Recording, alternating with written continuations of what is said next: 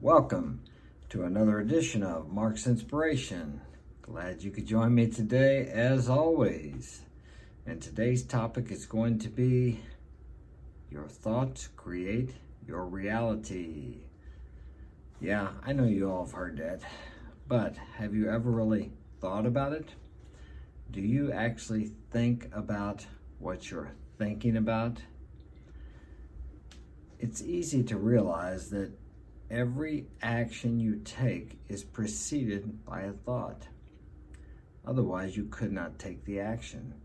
It may be an instantaneous, subconscious thought that you really can't even realize or remember what it was before you took the action, like in the case of a person in a domestic dispute. He says he lost it and he started hitting his wife, or the wife started hitting the husband, and he just didn't know what he was doing. This was a subconscious thought that was within him, and probably the anger and the action he took out on his spouse, or she took out on her spouse, had nothing to do with what was going on at the time, but it triggered something in the subconscious that happened many years before. And thus the person went on automatic pilot and did something that when they returned to the conscious awareness of what they were doing, they were maybe even horrified at what they did, like they were in a blackout and they can't even believe that they did what they did. It's similar to when a person is drinking and they have what we call a blackout. They may be operating for hours and not remember consciously anything they did. They could have an accident and kill a family in a car and not remember any of it. So what is running your life? Your subconscious mind is running your life. And your conscious mind is rarely aware of it unless you think about what you're thinking about. Now, this subconscious mind can bring you everything you desire or bring you everything you fear, and you can program it. But you can't run your life with your conscious mind. It's almost like we're taught to do that in school, to figure everything out, to decide how everything's going to work, and we're constantly taught to be troubleshooting, to be aware of what might happen in a negative, fearful sense, to prepare for the worst. We are constantly preparing for the worst. We are digging the ditches, as they say, for the rain that's going to come, even if the rain never comes. If you save money, if you save money for a rainy day, and I'm not saying there's anything wrong with saving money. It's a good idea to have a prudent reserve. But if you're saving money for that rainy day, when disaster is going to strike, guess what? Disaster is going to strike, and you'll be prepared for that rainy day, because this is what is within your dominant thinking process about saving money. Now, if you're saving money to invest in something, to create something, then your dominant thinking process is about saving money to invest to earn more money. Many people say, well, so you're telling me all I have to do is think about money and money's going to come into my life. Well, there's some truth to that, and then there's some falsity to that. The people that are in lack are thinking about money all the time, but they're thinking about the lack of money. They're thinking things like, how am I going to pay the rent? Man, there just never seems to be enough money for the month, or there's always more month than money. These are the things they relate to money. Maybe they even wish that there was some way they could live without money, that money is like evil. Some people believe money is evil. Money is no more evil than drugs. It depends how you use them. Many drugs save people's lives, and many drugs kill people. Drugs are neither good nor bad, but thinking makes them so. We could go into the gun deal. That's a controversial subject. Many people think guns are bad, but guns in themselves are just guns. Someone has to pull the trigger. Guns can save a life. They can shoot animals for food if you're out in the wild and you have no other way to survive. Then does that make a gun good or bad? If you're a conservationist and you don't believe in killing animals, maybe you think that's bad. But if a bear is attacking you when you're out for a nice walk in the woods and you have a gun and it saves you and your family, you would see that as good. And once again, going back to good or bad, it is depending on where you're perceiving it from. It's relative from your perception, so to speak. So nothing is neither good nor bad, but thinking makes it so. Thinking. A man's life is colored by his thoughts. That's a Marcus Aurelius quote.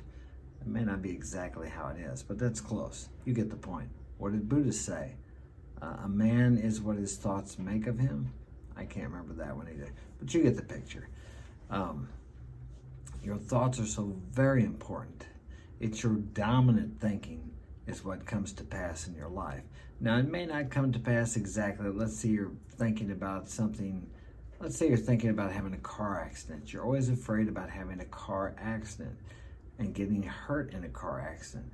This is something that pops into your head several times a day, and you actually feel a certain fear about it. And you may even visualize yourself in a car accident. Now, you may not have a car accident, but you will bring on some kind of pain or hurt to yourself, maybe in another way. You may fall down the steps. You may step on something and trip and break your arm because you're constantly thinking about being hurt. Okay, these thoughts bring these occurrences into your life. That's why in the Bible, and I'm not a religious Bible thumper, for all you people out there who are not religious, or for you people who believe in other types of religions, you believe in Buddha or Muhammad or Krishna or these other religions, that's fine. I'm fine with that. I'm not promoting any religion. I'm just quoting this out of the Bible. And I forgot what I was going to quote now. But your thoughts create your life. As a man thinketh in his heart, so is he. The heart being the subconscious mind. Now, if you want to program your subconscious mind, affirmations is a good way to do that. Now, for me, the shorter, the more direct, the better. Now, some people like long affirmations. Now, I have my story, the story I want my life to be like, which you can change anytime you want to. I have that written out on my wall on 3x5 cards, and I read that 2 to 3 times a day. And I see myself accomplishing or doing these things as if it's already happened. And then it becomes as a memory. The memories of my visions for what I desire in my life are no different from the memories of the past. If I catch myself reminiscing about the past, and I do that quite a bit, I'm kind of nostalgic. I have some wonderful memories and some not so wonderful memories, but I change my perception of those and look at them as a good thing because they brought me to where I am today. If you've had a rough childhood, and I did, not as bad as many people, but my dad drank alcoholically, and it was just kind of tough. Mom and dad stayed together, and there wasn't much love and emotion in my home, but I was well taken care of, okay? Now, I used to look back on that like, yeah, nobody ever hugged me. Nobody ever said they loved me. Like I had it tough, because my dad whipped my ass all the time. Sometimes I'm glad he did, looking back. Probably kept me out of jail. It didn't keep me from doing things wrong, but it gave me a fear of authority and a respect of authority, which I think is very important for a person when they're growing up. But now that I look back on my past, I changed my perception of it, and I realized that my father did not have a father, and he was raised in a way that he had no guidance. So what he gave me was so much better than what he had. And he worked at Boeing for 36 years. My mom worked at Monsanto for 36 years. They showed me a good work ethic. I always had food. I always had clothes. Mom and Dad went to work every day. They came home every night. And yes, there was some drinking. There was some fighting in the house. I never saw any physical abuse. I did hear some yelling and threatening about divorce and these things. But they were always there, and they set a good work example for me. I had a home. I always had clothes. I always had food. And my mom used to tell me later in years, we would get into an argument about, it always went back to when I was a kid. And that goes to what I was talking about first, about the abusive situations where the man goes off and he doesn't really realize what he's doing, and maybe he beats his wife up, or the woman beats up her husband, which is more rare, of course.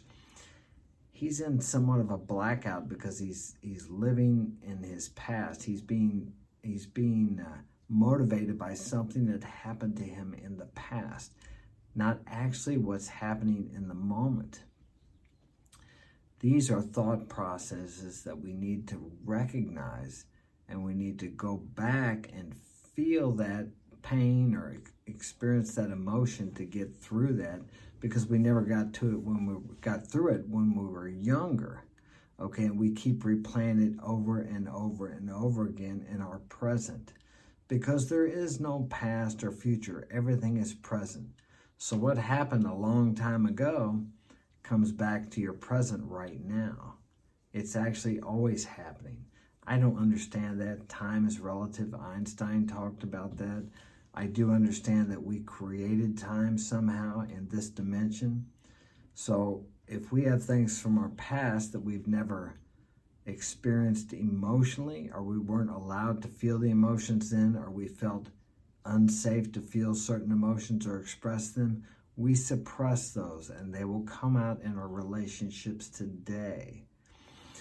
And when you talk about success, you can't be successful if you don't feel like you deserve it. You may achieve a certain level of success, but you will self-sabotage. I've done it 2 or 3 times until you figure out why you are doing that. What is it within you that causes you to do that?